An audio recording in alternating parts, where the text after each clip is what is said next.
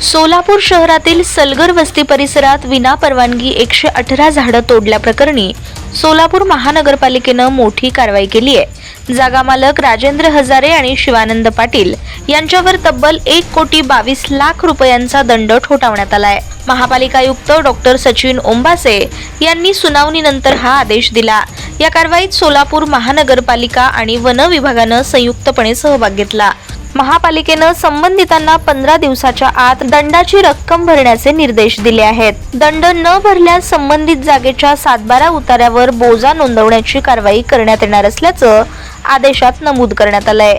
यापूर्वी या प्रकरणी संबंधितांविरुद्ध पोलिसात गुन्हा दाखल करण्यात आला होता। त्यानंतर महापालिकेनं सुनावणी प्रक्रिया पूर्ण करून ही दंडात्मक मोठी कारवाई केली आहे। आपल्याकडे साधारणतः सलगरवाडी जो भाग आहे त्याच्यामध्ये साधारणतः जवळजवळ 118 वृक्षाचे आणि बऱ्यापैकी 5 ते 10 वर्ष वयोगटातले आणि काही वृक्ष त्यापेक्षा जास्त वयोगटाचे वृक्ष जे होते त्याची विना परमिशन तोड झाल्याचं आढळून आलं होतं। त्यानंतर संबंधानं तिथले जे कोणी ऐनवेळी आपल्याला जागा मोक्यावर जे कर्मचारी आढळले होते की ज्यांनी ते वृक्षतोड केली होती त्यांचा आम्ही जबाब नोंदवला। आमची जी कमिटी आहे वृक्ष प्राधिकरण समिती, त्याच्यानंतर त्यांनी जे काही जबाब नोंदवला त्याच्या अनुषंगानं त्यांचे संबंधित जागा मालकांचं नाव घेतलं आणि त्यानंतर संबंधित जागा मालकांना सुद्धा आम्ही त्यांचं म्हणणं मांडण्याची संधी दिली।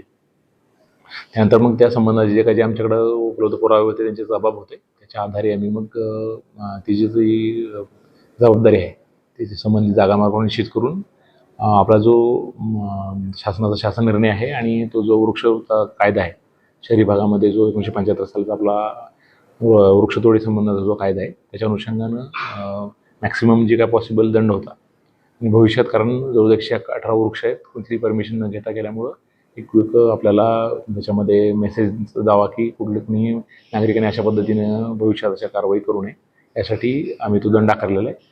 त्याच्यासोबतच साधारणतः 4 लाखाचं एक व्हॅल्युएशन वन विभागाने दिलेलं होतं। असं दोन्ही एकत्र मिळून आणि 1,18,00,000 आहे ते 118 वृक्षांसाठी जे काही मॅक्सिमम दंड होता तो आकारलेला आहे आणि 4 लाखाचा जो दंड आहे तो वन विभागाने जे कॅल्क्युलेट करून आम्हाला दिलं होतं त्या दोन्हीचा आम्ही दंड आहे तो संबंधित जे जागा मालक आहेत त्यांनी आकारलेला आहे।